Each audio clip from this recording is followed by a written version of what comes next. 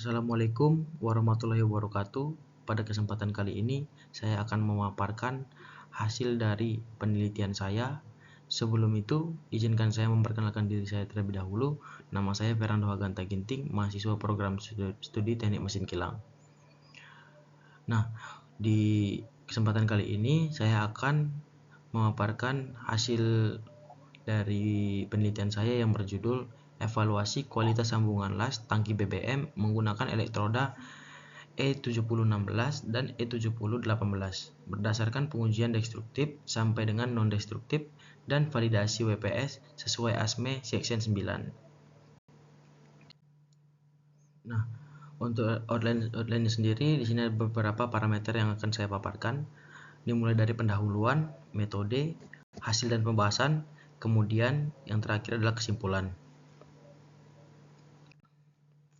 Nah, latar belakang. Kualitas las dan metode SMAW sangat bergantung pada pemilihan elektroda dan parameter proses yang harus divalidasi melalui WPS dan PQR sesuai standar ASME Section 9. Penelitian ini berfokus pada evaluasi perbandingan antara elektroda low hydrogen E7016 dan E7018 untuk menentukan prosedur pengelasan yang optimal. Nah, untuk rumusan masalah sendiri di sini ada beberapa poin yang saya ambil, yaitu bagaimana perbandingan kinerja elektroda E7016 dan E7018 dalam mempengaruhi kekuatan dan keulutan sambungan las. Nah, kemudian apakah parameter pengelasan yang digunakan memenuhi kriteria dari standar ASME Section 9. Nah, yang terakhir, bagaimana hasil dari uji kerusakan dan uji cacat diintegrasikan untuk memvalidasi kualifikasi prosedur pengelasan tangki BBM. Nah, tujuan dari penelitian ini sendiri, yang pertama adalah menentukan parameter pengelasan yang paling efektif agar mencapai kinerja mekanik yang maksimal. Kemudian memperoleh kualifikasi PQR prosedur pengelasan sesuai standar ASME Section 9. Nah, kemudian merumuskan dan mengesahkan WPS sebagai panduan operasional wajib untuk menjamin integritas struktural tangki. Kemudian material dan peralatannya. Di sini material dasarnya saya menggunakan plat baja SA36 dengan ketebalan 7,7 mm. Dengan material tambahan elektroda low hidrogen dengan diameter 7,6 mm, yaitu elektroda E7016 dan elektroda E7018. Kemudian ada peralatan pengelasannya. Di sini saya menggunakan mesin las Miller SR500. Peralatan kontrolnya sendiri, di sini ada handheld thermal kamera yang berfungsi untuk memonitor suhu interpas. Kemudian ada welding gauge yang berfungsi untuk pengukuran dimensional sambungan las. Kemudian kita lanjut peralatan pengujian. Di sini ada universal testing mesin, kemudian ada mesin uji tekuk, kemudian juga ada liquid penetrant test kit, kemudian ultrasonic flow detector. Nah, kemudian kita lanjut ke prosedur pengelasannya. Konfigurasi sambungannya di sini saya menggunakan butt joint, kemudian posisi pengelasannya di sini menggunakan 1G atau flat position. Kemudian untuk prosesnya sendiri menggunakan proses pengelasan sheet metal arc welding atau SMAW. Kemudian kontrol parameternya, arus dan kecepatan pengelasan, tegangan busur dan suhu interpas. Kemudian persiapan spesimennya. Di sini saya menggunakan plat baja SA36 dengan ketebalan 7,6 mm. Kemudian platnya dipotong dan disiapkan untuk disambung dengan konfigurasi butt joint. Kemudian lanjut ke metode pengujiannya. Di sini saya menggunakan dua metode pengujian, yaitu destructive test dan non-destructive test. Untuk destructive testnya sendiri, di sini saya menggunakan tensile test atau uji tarik dan bending test atau uji tekuk. Untuk non-destructive testnya sendiri atau NDT, di sini saya menggunakan liquid penetrant test atau LPT, kemudian ultrasonic flow detector test. Kemudian kita lanjut ke analisis datanya. Kriteria tensile test atau uji tarik. Kekuatan tarik minimum sambungan las yang disyaratkan harus mencapai 70% dari kekuatan material dasarnya. Kemudian kita lanjut ke kriteria bending test atau uji tekuk. Tidak diperbolehkan adanya retak pada sambungan las dengan panjang yang melebihi 3,2 mm. Nah, kemudian kita lanjut ke karakteristik material dan parameter pengelasan. Penelitian ini menggunakan plat baja ASTM SA36 dengan ketebalan 7,7 mm yang memiliki kekuatan tarik minimum yang disyaratkan 400 MPa. Proses pengelasan menggunakan metode SMAW.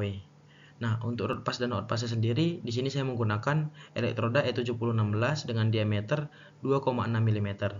Kemudian untuk capping pasnya, di sini saya menggunakan elektroda E7018 diameter 2,6 mm. Nah, di sini untuk parameter arus atau ampernya, kemudian polaritas dan heat inputnya sangat dikontrol dengan ketat. Untuk rod pas sendiri menggunakan ampere 60 sampai dengan 70 dengan polaritas DCN, kemudian heat inputnya 2,06 kJ per mm. Kemudian hot passnya menggunakan arus atau ampere 70 sampai dengan 80 dengan polaritas DCN. Kemudian heat inputnya sendiri 3,11 kJ per mm. Kemudian untuk capping passnya 80 dengan 9 sampai dengan 90 dengan polaritas DCN. Heat inputnya sendiri 5,85 kJ per mm. Secara teoritis, kedua elektroda menghasilkan deposit las dengan kekuatan tarik 500 MPa dan keuletan superior, impact value 80 sampai dengan 140 Joule pada suhu 29 derajat Celcius. Nah, kemudian di sini kita lanjut ke evaluasi pengujian non-destructive test atau NDT. Nah, untuk yang pertama itu ada liquid penetrant test atau LPT. Nah, di liquid penetrant test sendiri ditemukan satu indikasi undercut di permukaan las. Namun setelah dievaluasi, dimensi sesat ini masih di bawah batas aman toleransi ASME, sehingga dikategorikan sebagai non-defect. Nah, kemudian kita lanjut ke ultrasonic flow detector test atau UT. Pengujian UT mengidentifikasikan 3 indikasi diskontinuitas internal yang dicirikan sebagai lack of fusion atau incomplete penetration.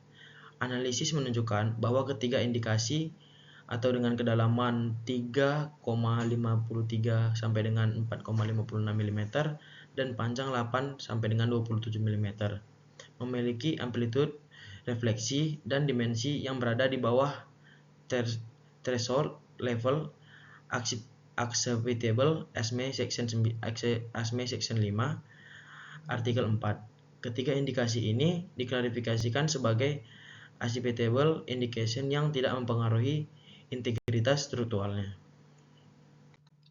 Nah, kemudian di sini akan saya lanjut ke evaluasi pengujian destructive test. Di sini saya menggunakan dua metode uji, yaitu uji tarik dan uji tekuk. Untuk uji tarik sendiri atau tensile test, di sini saya menggunakan dua spesimen. Pada uji tarik atau tensile test, ASME menetapkan kekuatan uji tarik batas amannya itu 400 MPa. Nah, untuk spesimen T1, letak patahan berada pada base metal dengan hasil uji 428,9. Kemudian spesimen T2, letak patahan juga sama, berada pada base metalnya dengan hasil uji 460,1 MPa. Kekuatan tarik hasil uji 428,9 sampai dengan 460,1 MPa melampaui persyaratan minimum 400 MPa. Lokasi patahan terjadi di base metal area, menegaskan fenomena overmatch condition di mana sambungan las lebih kuat daripada platnya. Nah, kemudian saya lanjut ke uji tekuk atau bending test. Di sini ASME menetapkan batas toleransi retak maksimal 3 mm setelah ditekuk.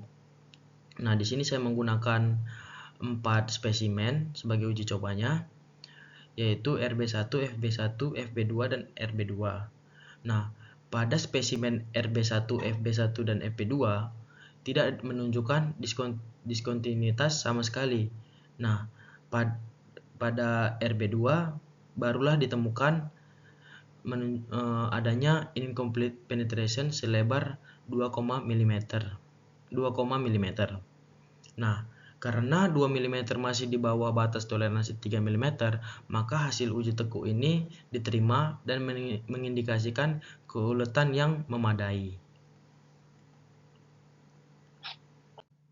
Nah, sini saya akan lanjut ke hasil kualifikasi Welding Procedure Specification atau WPS. Integrasi hasil uji destruktif test dan non-destruktif mengkonfirmasi bahwa pre-WPS yang dikembangkan telah memenuhi seluruh persyaratan teknis ASME Section 9. Prosedur ini terbukti efektif menghasilkan sambungan dengan kekuatan superior dan keuletan memadai. Oleh karena itu, prosedur Qualification Record atau PQR yang dihasilkan legal untuk dijadikan dasar WPS legitimate yang dapat diterapkan dalam fabrikasi aktual tangki BBM, menjamin keandalan dan keselamatan operasional. Nah, kita masuk ke kesimpulannya. Di sini kesimpulannya adalah prosedur pengelasan tangki BBM menggunakan kombinasi elektroda E7016 dan E7018 telah memenuhi seluruh persyaratan teknis kualifikasi ASME Section 9.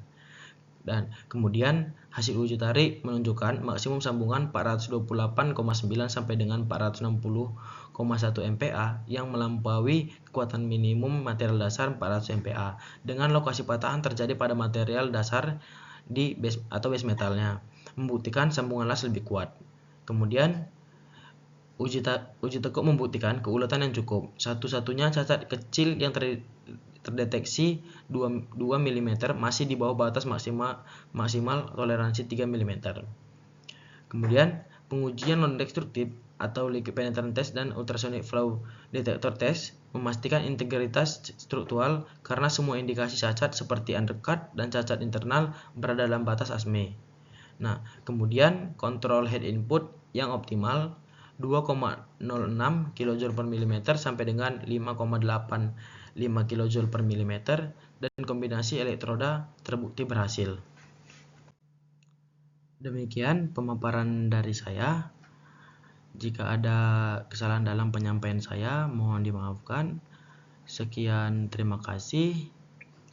Wassalamualaikum warahmatullahi wabarakatuh. Shalom.